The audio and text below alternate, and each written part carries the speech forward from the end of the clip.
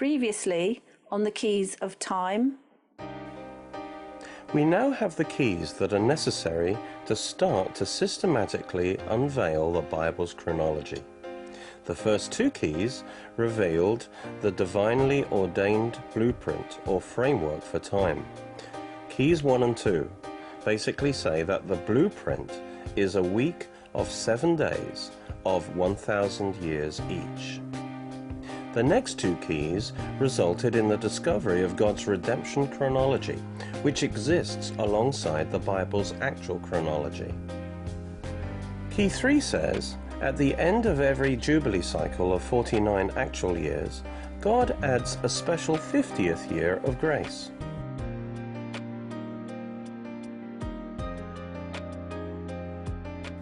Key 4 is the principle of unreckoned time, which says that God does not count times when his people's sin causes his plan of redemption to be suspended.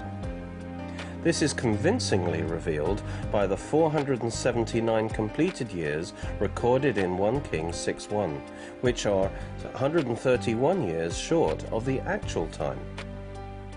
Now, the total times of servitude are also 131 years. So if they are subtracted from the total time, this gives exactly 479 years.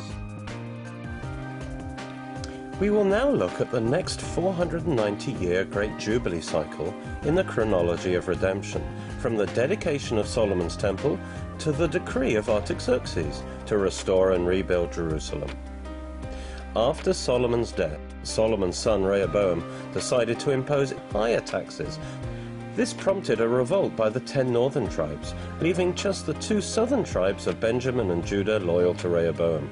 The result was a divided kingdom, Israel in the north and Judah in the south. For both kingdoms we're told how long each of their kings reigned and when they started their reign. The start of a reign is given in terms of the reign of the king in the other kingdom. This is called a synchronism. Moreover, Judah and Israel had different ways of measuring time. For example, there's the issue of whether they used accession years or not. And then there's the issue of whether they used Nisan or Tishri-based years. And then there's the issue of whether there were co-regencies and interregnums. The second reason for the difficulty of this period is in the connection of Israel's chronology with that of the surrounding nations which interacted with her, especially Egypt and Assyria and Babylon. The primary chronology we need to follow is that of Judah. The two kingdoms used different methods to measure the reigns of their kings.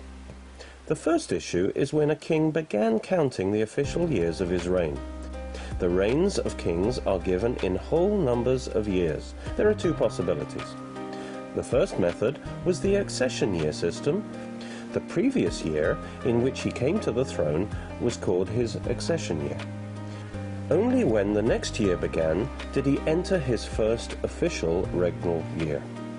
So, the year in which the previous king died was counted to him as a complete year, even though he only ruled for part of it. Now, the second method was the non-accession year system. Here, there is no accession year, but the king counts the year in which he began to reign as his first year, even though he only reigned for part of it. As before, he also counts his final year as a complete year. On the non-accession year system, any transitional years are counted twice. The second issue is which month was used for the start of the official year for a king's reign. Nisan, which is the first month of the calendar year, or Tishri, which is the 7th month of the calendar year.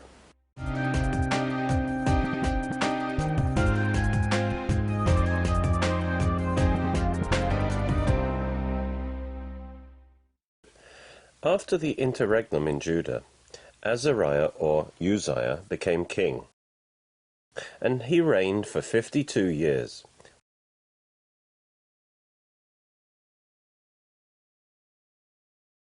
We read this in 2 Kings 15, verses 1 and 2. In the 27th year of Jereboam, king of Israel, Azariah the son of Amaziah, king of Judah, became king.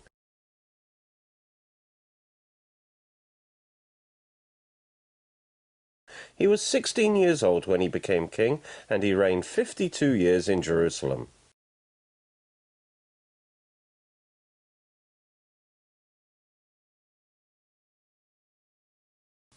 It seems from reading 2 Chronicles 26:5 that Uzziah relied on the guidance of Zechariah the prophet. The Lord blessed him with a long and prosperous reign. He had an army of over 310,000 men, and he made devices to shoot arrows and stones. We read about his conquests in 2 Chronicles 26, verse 6 to 8. Now he went out and made war against the Philistines, and broke down the wall of Gath, the wall of Jabneh, and the wall of Ashdod. And he built cities around Ashdod and among the Philistines. God helped him against the Philistines, against the Arabians who lived in Gur-baal, and against the Meunites. Also the Ammonites brought tribute to Uzziah. His fame spread as far as the entrance of Egypt, for he became exceedingly strong.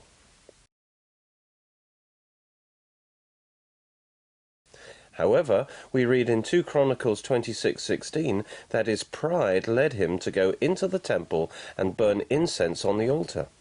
Because this could only be done by the office of the priest, the Lord immediately struck him with leprosy. But when he was strong, his heart was lifted up to his destruction. And Azariah the chief priest and all the priests looked at him, and there, on his forehead, he was leprous. So they thrust him out of that place. Indeed, he also hurried to get out, because the Lord had struck him. He was forced to dwell in a separate house until his death, and his son Jotham became co-regent so that he could administer the affairs of the kingdom in his stead.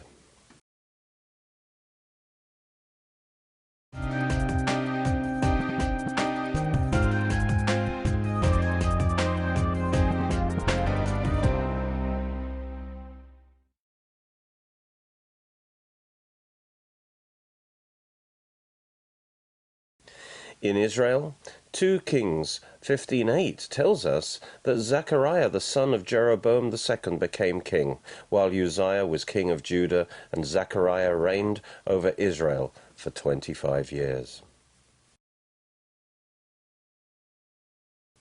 In the 38th year of Azariah, Uzziah, king of Judah, Zechariah the son of Jeroboam reigned over Israel in Samaria 6 months. Zechariah's reign is described differently from all others. At first glance, he only reigned 6 months.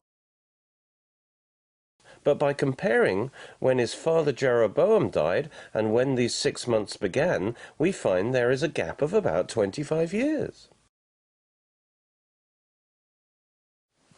On closer inspection, we notice that for all other kings it says, X became king in such and such a year and reigned so many years. But for Zechariah, it fails to say that he became king in the 38th year of Uzziah. It simply says that he reigned for 6 months in Samaria at that time. It seems clear that he had already been reigning for some time, and at this date he moved his capital to Samaria, from which he reigned for his final 6 months. We are therefore expected to calculate the length of his reign from other considerations. 2 Kings 15:1 tells us that Uzziah's accession year was the 27th year of the reign of Jeroboam, king of Israel. In the 27th year of Jeroboam, king of Israel, Azariah the son of Amaziah, king of Judah, became king. 2 Kings 14:23 tells us that Jeroboam reigned 41 years. In the 15th year of Amaziah the son of Joash, king of Judah, Jeroboam the son of Joash, king of Israel, became king in Samaria and reigned 41 years. Therefore, Zechariah's first official year after his accession year started in the 14th year of the reign of Uzziah in Judah. We are then told, in 2 Kings 15:8, that Zechariah reigned in Samaria in the 38th year of Uzziah for his last 6 months. In the 38th year of Azariah, king of Judah, Zechariah, the son of Jereboam, reigned over Israel in Samaria 6 months. 2 Kings 15:13 says that these 6 months cross over into Uzziah's 39th year. Shallum, the son of Japheth, became king in the 39th year of Uzziah, king of Judah, and he reigned a full month in Samaria. This means Zechariah's total reign was 25 years, because the final 6 months had to start in the second half of Uzziah's Tishri-based 38th year and finish in the first half of his 39th year. This fixes the end of Zechariah's reign in the second half of his Nisan-based 25th year. In fact, we shall see that this was in the last month of the year. 2 Kings 15:10 then tells us that Shallum murdered Zechariah and usurped the throne of Israel. Then Shallum, the son of Jabesh, conspired against him and struck and killed him in front of the people, and he reigned in his place. In Assyrian records, Shallum is called the son of nobody, suggesting that he was not of royal lineage.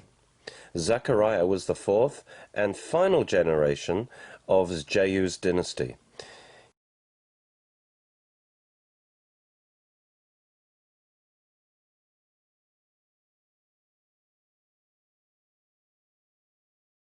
His assassination fulfilled the promise given to Jehu in 2 Kings 10:30 as a reward for rooting out the false worship of Baal when he became king of Israel after being anointed king by Elijah. And the Lord said to Jehu, "Because you have done well in doing what is right in my sight, and have done to the house of Ahab all that was in my heart, your sons shall sit on the throne of Israel to the 4th generation."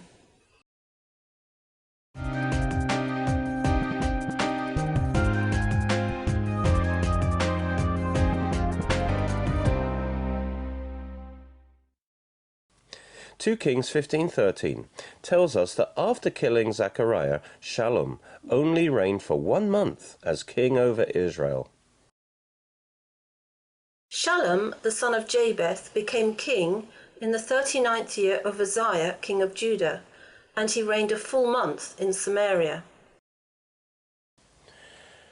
Shallum must have started his reign in the last month of a Nisan-based year, so that it ended in the Nisan of the following year.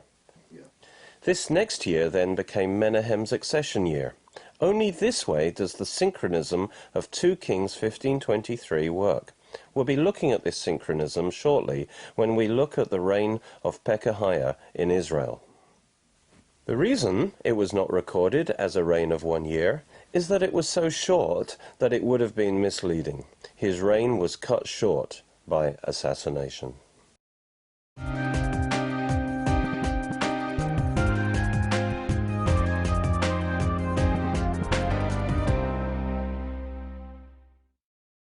Two Kings 15:14 and 17 tell us that Shallum was succeeded as king of Israel by Menahem, who then reigned for 10 years in Samaria.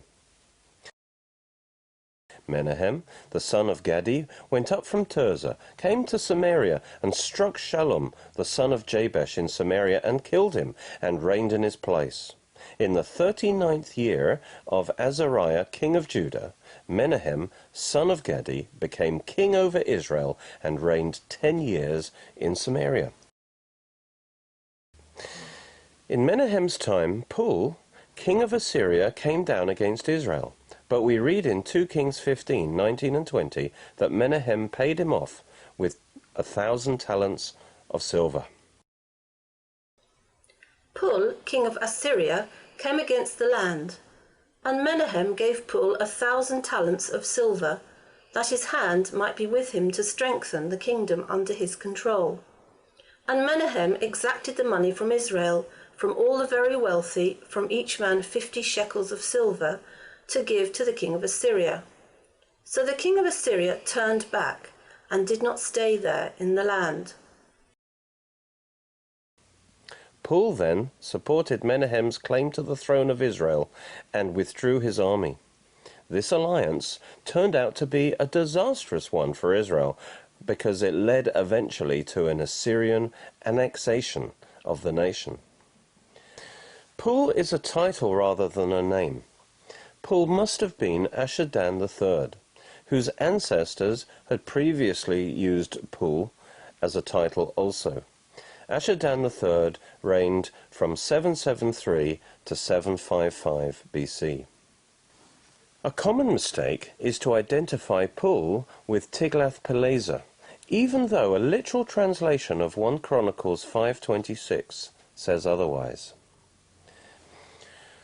The God of Israel stirred up the spirit of Pul, king of Ashur, and the spirit of Tiglath-Pileser, king of Ashur, and he, that's Tiglath, removed them, that is, removed them from the land. In fact, the Hebrew construction clearly points to 2 kings, not 1. First, Pul came, but did not invade. And we read in 2 Kings 15:29 that later Tiglath-Pileser invaded and deported many. In the days of Pekah, king of Israel, Tiglath-Pileser, king of Assyria, came and took Ijon, Abel-Meth-Maachah, Janoah, Kadesh, Hatzor, Gilead, and Galilee, all the land of Naphtali, and he carried them captive to Assyria.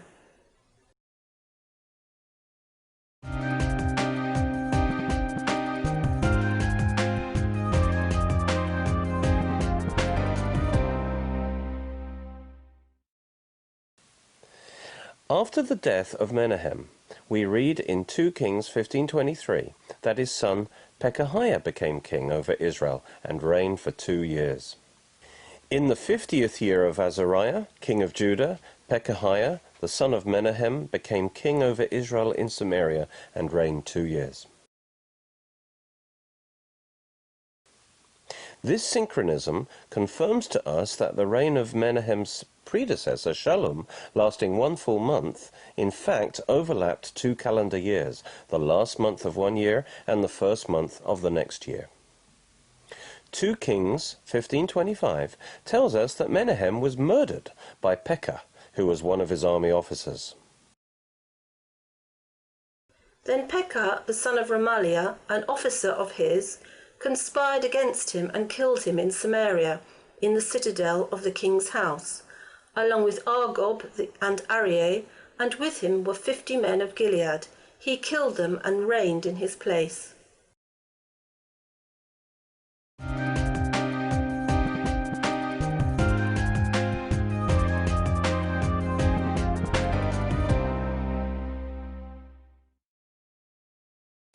Two Kings 15:27 then tells us that Pekah reigned over Israel for 20 years. In the 52nd year of Azariah, Uzziah, king of Judah, Pekah, the son of Remaliah, became king over Israel in Samaria and reigned 20 years.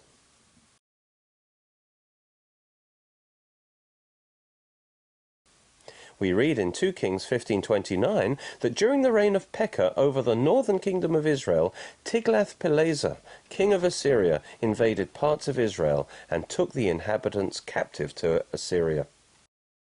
In the days of Pekah, king of Israel, Tiglath-Pileser, king of Assyria, came and took Ijon, Abel-Meth-Maachah, Janoah, Kadesh, Hatzor, Gilead, and Galilee, all the land of Naphtali, and he carried them captive to Assyria.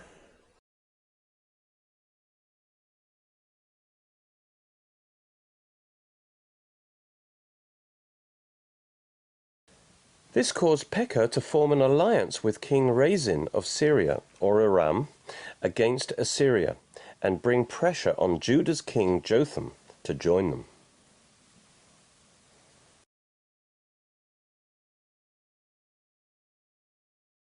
In those days the Lord began to send Rezin, king of Syria, and Pekah, the son of Remaliah, against Judah.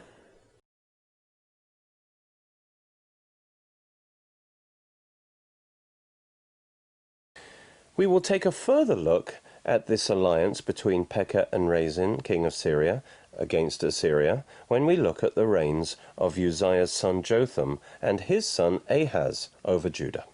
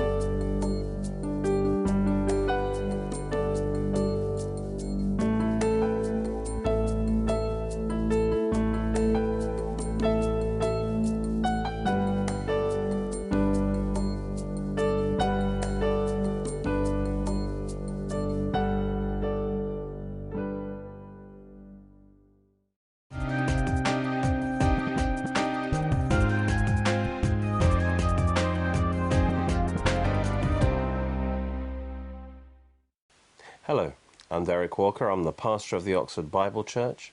Today I want to introduce you to what I believe is a very special book called The Keys of Time, a revelation of Bible chronology. This book will give you a thorough grounding in the exciting subject of Bible chronology, revealing the keys by which you can unlock the treasure chest of God's Word concerning its revelation of time. And so we start, you see, by looking at the major keys that will unlock this treasure chest, like the fact that all time is based on the creation week, and one day with the Lord is as 1,000 years, and we look into the Jubilee and how that also unlocks how God measures time. And we look at the principle of unreckoned time.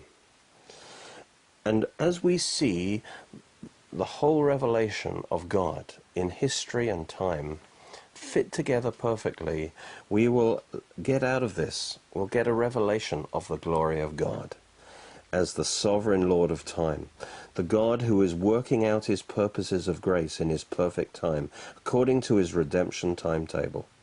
So through this book, God will impart to you a rich understanding of the times, giving you a fresh revelation of the special time in which we're now living near the end of the age. And it will prepare you for the momentous events that are just ahead, because we are living in the last days, and we need to understand the times that we're living in. We need to understand God's revelation of time in the Bible. And having discovered the keys and God's framework of time, we then go through each period of history, starting from Adam to Abraham, and then from Abraham to the Exodus, and then from the Exodus to the dedication of Solomon's temple, and then the period of time leading up to the decree to restore Jerusalem by Artaxerxes, and then finally Daniel's 70 weeks that take us to the coming of the Messiah himself and his death and resurrection. We look and we show how all the pieces fit together perfectly into God's framework of time. And by the end of the book, you will know how to get the date of every event, every major event in the Bible, and how all these events fit together. And so this will enrich your understanding of the whole Bible and how it all fits together perfectly. And there are DVDs that go with this book that will enhance your study of it.